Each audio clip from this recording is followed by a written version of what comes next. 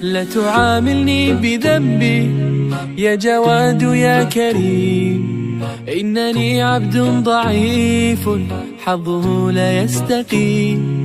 لا تحرمني ربي من لطفك العميم، فسقامي أتعبتني يا ربي الرحيم. لا تعاملني بذنبي يا جواد يا كريم، إنني عبد ضعيف حظه لا يستقيم.